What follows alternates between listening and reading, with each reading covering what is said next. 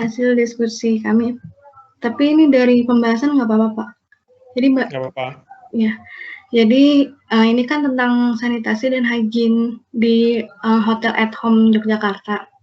Ya. Jadi kan setiap hotel itu kan mempunyai standar hygiene tertentu. Nah, di sini saya akan membahas standarnya dari atau peraturannya yang ada di at home, dan nanti Kak Raihana itu penerapannya atau realitanya. Lalu untuk standar hygiene perorangannya itu di sini hotel at home itu mempunyai peraturan yang sangat baik. Jadi setiap karyawannya itu benar-benar harus dijaga dari mulai kebersihan badannya, lalu kebersihan tangannya, kebersihan kukunya, dan kebersihan wajahnya. Kalau badannya itu setiap orang tuh harus pada saat bekerja itu harus mandi setiap hari. Lalu karyawan wanitanya itu sebelum berangkat kerja itu dia juga harus setidaknya harus pada wajahnya itu diolesi, pakai make up. Terus habis itu untuk kebersihan tangannya itu pokoknya sebelum bekerja di dapur itu harus selalu mencuci tangan. Apabila kita misalnya meraba-raba area misalnya wajah atau rambut atau hidung, itu kita harus cuci tangan juga. Terus tidak boleh misalnya kayak ada tangan yang terluka itu juga harus cepat-cepat diobati supaya tidak terkontaminasi ke makanan. Nah, lalu untuk kebersihan kukunya itu dia juga harus dipotong pendek dan bersih, tidak boleh ada kuku yang panjang. Dan kebersihan wajahnya itu dia untuk wanita itu boleh menggunakan make up tapi tipis saja, tidak boleh tebal-tebal. Dan untuk yang karyawan yang pria itu disarankan tidak boleh brewokan, Pak. Jadi harus terlihat bersih dan rapi. Dan untuk kebersihan rambutnya itu untuk juru masak pria itu dia harus keramas setiap hari. Dan untuk pria juga harus memakai topi koki yang selalu dipakai setiap waktu bekerja. Dan untuk juru masak wanitanya itu kalau yang rambutnya panjang harus diikat dan diusahakan memakai hairnet supaya kalau ada yang rontok tidak jatuh ke makanan. Kalau untuk hidung pokoknya nggak boleh bersin sembarangan di area dapur. Jika ingin bersin keluar dahulu, terus baru setelah itu cuci tangannya lagi. Terus untuk kebersihan mulut dilarang juga batuk atau meludah. Terus harus sering menyikat gigi sehabis makan secara teratur. Terus untuk kebersihan kakinya juga dia harus menggunakan sepatu yang sesuai dengan ukuran dan kuku jari juga harus potong pendek. Lalu itu yang standar hygiene, personal hygiene. Lalu selanjutnya itu adalah sanitasi area kitchen. Area kitchennya ini mempunyai desain lantainya itu cukup bagus. Jadi sudut pertemuan antara lantai dan dinding itu dibuat melengkung, dan lantai dapurnya itu harus tetap kering dan bersih. Kalau ada makanan jatuh ke lantai harus segera dipungut dan dibuang ke sampah. Lalu fisik lantainya itu harus kedap air. Untuk ventilasinya sendiri ini digunakan alat yang mencegah masuknya serangga dan kotoran. Lalu pembersihan ventilasinya ini harus secara rutin, dan juga kenapa digunakan ventilasi karena supaya ada sirkulasi udara yang baik. Lalu untuk dindingnya sendiri itu harus terbuat dari bahan yang tahan lama, dilapisi porselen karena untuk mudah dibersihkan. Warna dindingnya harus cerah supaya gampang untuk dibersihkan, dan sambungan dinding dan langit-langit dibuat melengkung. Lalu langit-langitnya sendiri itu harus dijaga kebersihannya, jangan sampai ada sarang laba-labanya, dan juga langit-langitnya itu tidak mudah bocor. Lalu pencahayaannya ini di dapur hotel at home ini pencahayaannya cukup baik, dapat menerangi dapur yang luasnya itu 81 meter persegi dengan menggunakan 9 lampu. Lalu untuk selanjutnya ini ke standar hygiene sanitasi peralatan. Jadi untuk di hotel at home ini mempunyai peraturan kalau ingin mensanitasi peralatannya itu dia menggunakan suhu tinggi panas dan juga bahan kimia. Kenapa menggunakan suhu tinggi panas? Karena cara ini paling efektif dalam membunuh mikroba. Jadi kalau dengan suhu panas ini, dan dia menggunakannya panas basah. Jadi pemberiannya itu menggunakan uap panas atau air panas. Lalu bahan kimianya menggunakan klorin. Kenapa menggunakan klorin? Karena sanitizernya ini umumnya dipakai di perhotelan atau industri pangan. lebih banyak membunuh mikroorganisme, tidak meninggalkan lapisan pada permukaan, dan efektif digunakan pada suhu tinggi. Lalu penyimpanan bahan bakunya sendiri ini, dia dipisah antara bahan kering dan bahan yang memang bahan basah seperti daging, ikan, susu, dan sayur mayur. Jadi diatur temperaturnya yang sesuai, seperti daging 0 sampai 2 derajat Celcius, ikan minus 1 derajat sampai 1 derajat Celcius, susu 2 sampai 4 derajat Celcius, dan sayuran itu 4 sampai 7 derajat Celcius. Terus untuk yang untuk bahan yang keringnya itu harus benar-benar kering, dan tempat penyimpanan itu memiliki ventilasi dan penerangan supaya tidak ada kelembapan pada saat di gudang penyimpanan bahan kering. Dan diberikan bahan yang disimpan itu sesuai dengan jenis dan kelompoknya, jadi jangan main asal naruh saja. Terus selanjutnya Kak Raihana.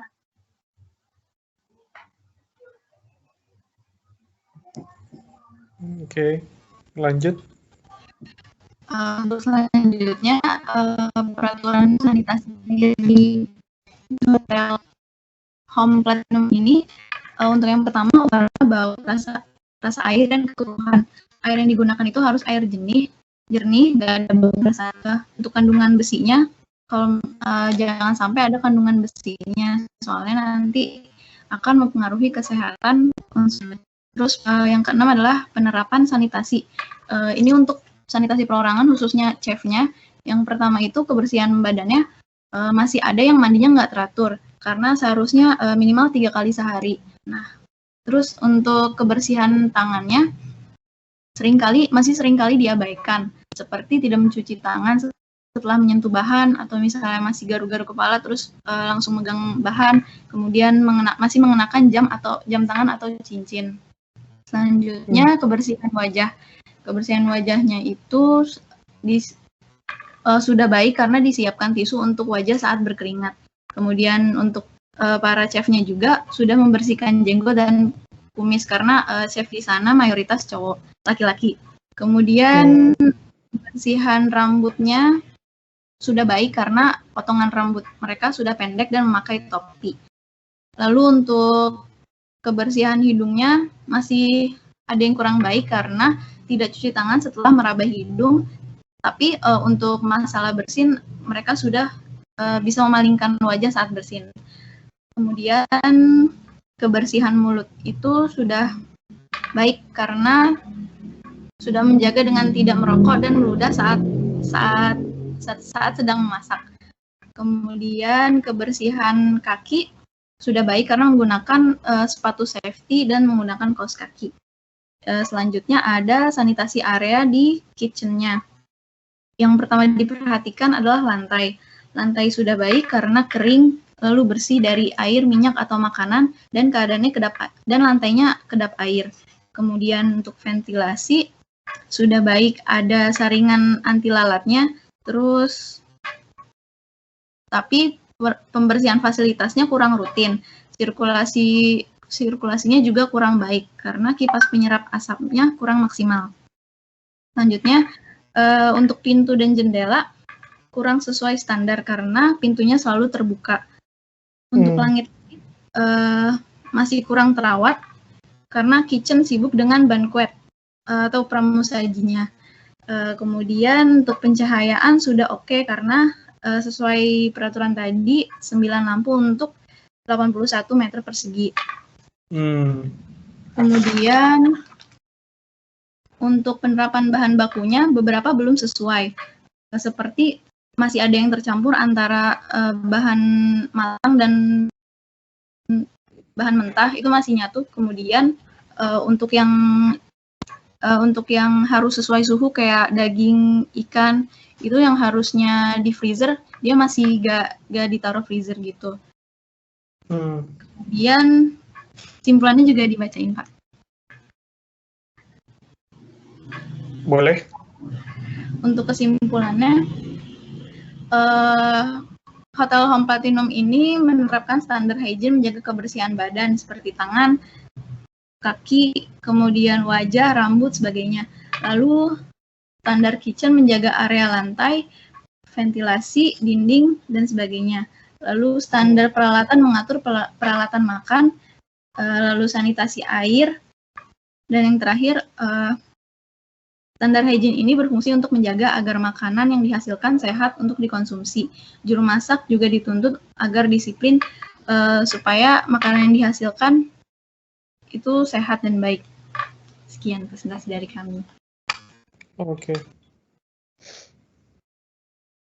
Terima kasih banyak, kita kasih applause dulu buat Nabila dan Rehana. Terima kasih. Berikutnya, ada pertanyaan dulu nggak dari teman-teman? Mungkin. Cukup ya. Berikutnya adalah Dita. Mie ayam di Kota Padang ya. Silakan Dit.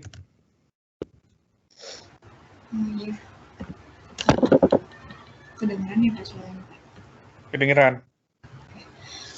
Jadi jurnal yang saya baca ini adalah jurnal tentang hubungan hygiene sanitasi dan cara pengolahan mie ayam dengan angka kuman di Kota Padang. Nah, latar belakang dari penelitian ini adalah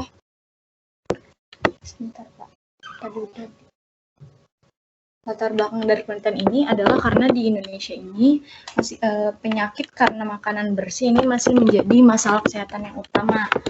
Nah, kemudian di tahun 2004 juga sudah ada kejadian luar biasa, yaitu sebesar 153 kasus keracunan makanan di 25 provinsi.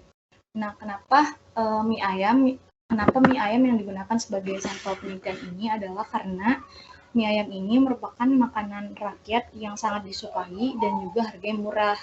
Dan selain itu, mudah juga didapatkan. Makanya mungkin menjadi sorotan dari penelitian ini. Nah, penelitian ini itu bertujuan untuk mengetahui angka kuman pada racikan mie ayam dengan yang berhubungan dengan sanitasi dan cara pengolahan mie ayamnya. Metode yang digunakan dari penelitian ini itu beragam. Ada kalau data hygiene sanitasi dan cara pengolahan mie ayamnya dikumpulkan melalui observasi. Kemudian kalau analisis bakteriologinya menggunakan metode TPC, Total Plate Count. Kemudian untuk mengetahui gambaran hasil angka kumannya dinyatakan dengan distribusi frekuensi. Nah, sampel yang digunakan pada penelitian ini berjumlah 35 buah sampel dari 35 pedagang mie ayam yang berbeda. Kemudian hasil pemeriksaan kumannya dari 35 sampel yang diperiksa menunjukkan bahwa yang masuk kategori buruk itu lebih banyak, sekitar yaitu 19 jumlahnya, sedangkan yang kategori baik itu 16. Hampir setengah-setengah ya? Iya, tapi lebih banyak ya. Nah, kategori buruk itu diklasifikasikan berdasarkan Perkap BPOM, yaitu sebesar misalnya dikategorikan buruk yaitu jika TPC-nya itu lebih dari 1 kali 10 pangkat 5 koloni per gram. Nah, kemudian sanitasi air yang disampel ini menunjukkan, hasil penelitian ini menunjukkan bahwa sanitasi airnya buruk sebesar 58,3% dan sanitasi air yang baik itu sebesar 52,2%. Tapi hasil pengujian ini tidak diperoleh hubungan yang signifikan. Kenapa? Karena angka kuman yang tadi dikategorikan buruk juga ditemukan pada sistem sanitasi air yang baik. Jadi nggak ada korelasinya ya? Iya. Jadi walaupun airnya bersih, bisa jadi tetap makanannya tetap bisa buruk ya? Ya, masuk kategori buruk karena di pertimbangan di penelitian ini adalah mungkin dari faktor-faktor sanitasi yang lainnya. Oke. Kemudian dari sanitasi peralatan didapatkan yang masuk kategori buruk itu sebesar 54,3%. Sedangkan yang masuk kategori baik itu 45,7%. Nah, berdasarkan penelitian ini, angka kuman yang buruk ini lebih tinggi terjadi pada sanitasi peralatan yang buruk. Jadi hampir sebagian besar yang tadi kategori buruk yang awal itu 73%-nya itu sanitasi peralatannya buruk. Jadi hasil statistiknya ditemukan adanya hubungan yang signifikan antara sanitasi peralatan dengan angka kumannya. Kemudian untuk sanitasi penjamah itu maksudnya hygiene perorangannya. Jadi maksudnya indikator hygiene perorangan itu misalnya kebiasaan penjualnya, misalnya kayak kebiasaan mencuci tangannya, kebiasaan menyajikan mie ayamnya seperti apa, berbicara seperti apa, megang mouse seperti apa. Gitu. Nah, hasil penelitian ini menunjukkan bahwa angka kuman dengan kategori yang buruk ini banyak ditemukan pada hygiene perorangan yang buruk, sebesar 78,6%. Sehingga hasil uji statistiknya menunjukkan adanya hubungan signifikan antara hygiene perorangan dengan angka kuman pada mie ayam. Kemudian kategori selanjutnya itu cara penanganan mie ayam, yaitu cara pencuciannya. Cara pencucian bahan baku mie ayamnya.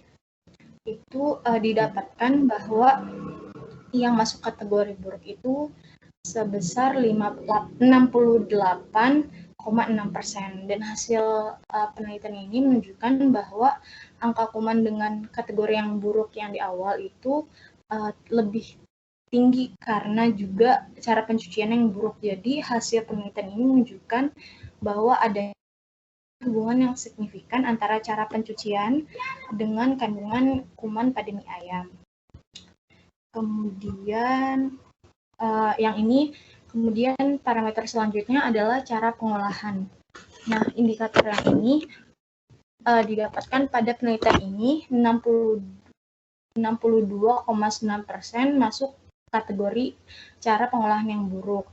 Nah, berdasarkan penelitian ini ditemukan bahwa kategori yang buruk ini lebih banyak didapatkan karena cara pengolahannya buruk. Sehingga hasil uji statistiknya memperlihatkan ada hubungan cara pengolahan mie ayam yang buruk dengan angka kuman pada mie ayam. Kemudian udah segitu aja. Jadi kesimpulan dari penelitian ini, dari 35 sampel terdapat 18 sampel kandungan terdapat 18 sampel mie ayam yang kandungan kumannya tidak memenuhi syarat, yaitu angka kumannya lebih besar dari 1 kali 10 pangkat 5 koloni per gram. Kemudian pada penelitian ini didapatkan hubungan yang signifikan dari total kuman dengan cara pengolahan mie ayam, cara pencucian peralatan, hygiene perorangan, dan sanitasi peralatan. Tetapi tidak ada hubungan yang signifikan antara sanitasi air dengan angka kuman. Oke.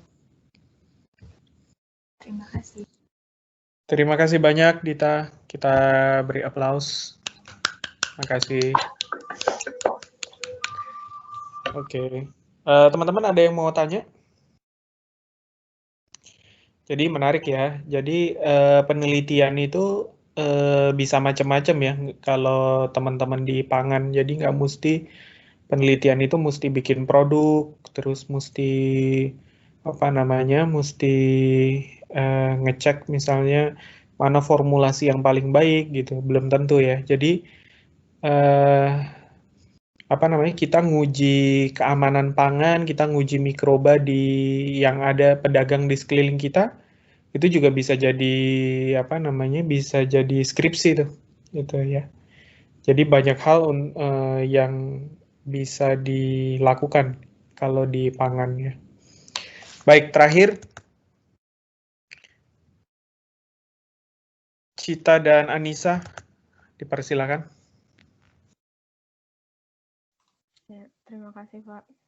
Saya dan Anissa akan menceritakan kembali si jurnal yang berjudul Hygiene dan Sanitasi Pengolahan Roti pada pabrik roti Paten Bakery.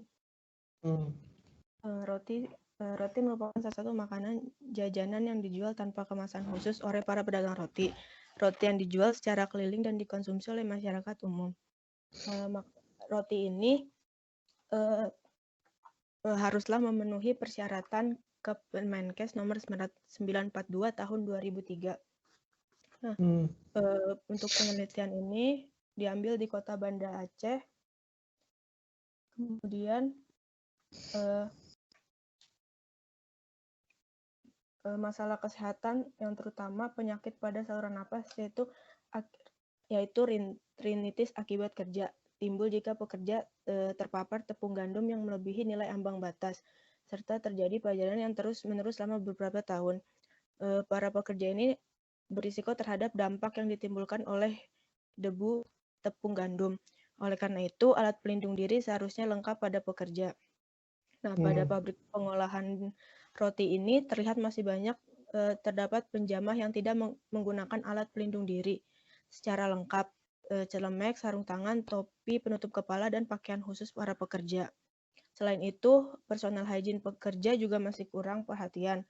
Kuku yang masih panjang, kebersihan diri yang kurang diperhatikan, serta sarana produksi yang masih kurang memenuhi syarat sanitasi.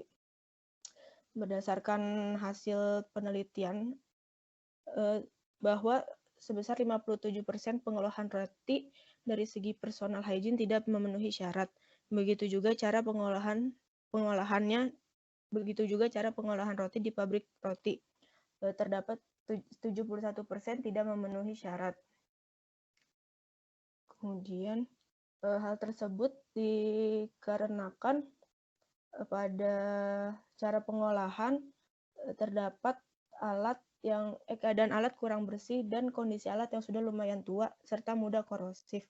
Begitu pula masih banyak yang menggunakan tangan pribadi tanpa menggunakan sarung tangan khusus saat pengolahan roti. Kemudian penjamah makanan juga masih kurang disiplin dan peduli terhadap kebersihan diri mereka, seperti tidak menggunakan penutup kepala, sarung tangan, dan kuku yang panjang di saat mengolah roti, serta juga tidak memperdulikan pentingnya celemek saat pengolahan roti dilakukan.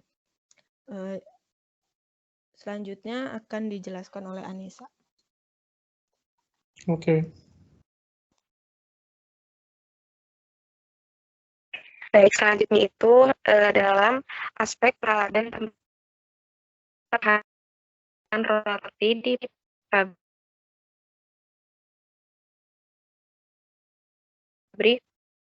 roti Paten Bakery. Nah, hasilnya itu bahwa aspek pabrik roti Paten Bakery sangat memenuhi syarat yaitu pengolahan komprod. Nah, kondisi roti bahwa hal tersebut sudah baik, namun masih terdapat syarat dikarenakan kurangnya peralatan seperti peralatan yang tidak langsung dicuci setelah digunakan dan tidak adanya tempat penyimpanan khusus peralatan.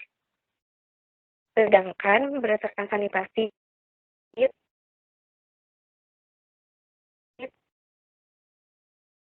tempat pengolahan di mana akan jadi buruk dikarenakan hal tersebut akibat tempat pengolahan yang tidak begitu luas sehingga masih terjadi ketidaknyamanan para pekerja saat mengolah roti.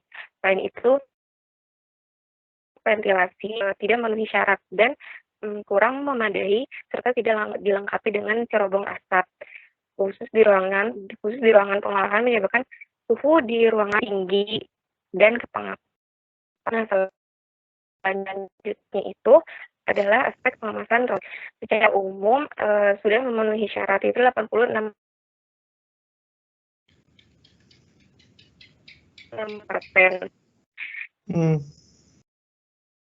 Nah, dapat tentu mencegah atau mengurangi kerusakan dan melindungi bahan yang ada di dalamnya dari pencemaran serta gangguan fisik, seperti gesekan, benturan, atau getaran. Roti di pabrik roti Paten Bakery itu sudah baik, karena pengemasannya itu tidak secara langsung, tetapi menggunakan stainless steel. Dan plastik packagingnya juga telah memenuhi syarat seperti telah tersedianya tanggal kadaluarsa dan tanggal produksi serta izin dari DPR. Nah, kesimpulan dari jurnal ini itu bahwa pengolahan roti di pabrik roti paten bakery 5 aspek yang belum memenuhi syarat dan cara pengolahannya masing-masing sebesar 71%. Tetapi dalam aspek sanitasi, peralatan dan sistem pengemasannya sudah sarannya itu adanya renovasi pada ruang pengolahan bakery karena tidak sesuai dengan standar kesehatan.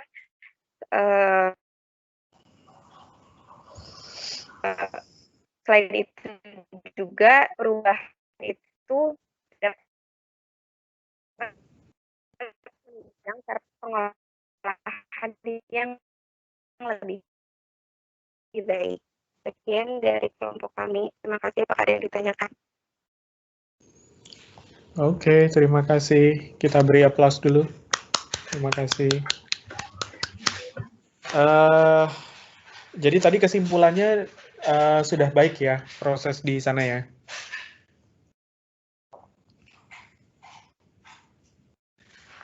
Oke, terima kasih banyak.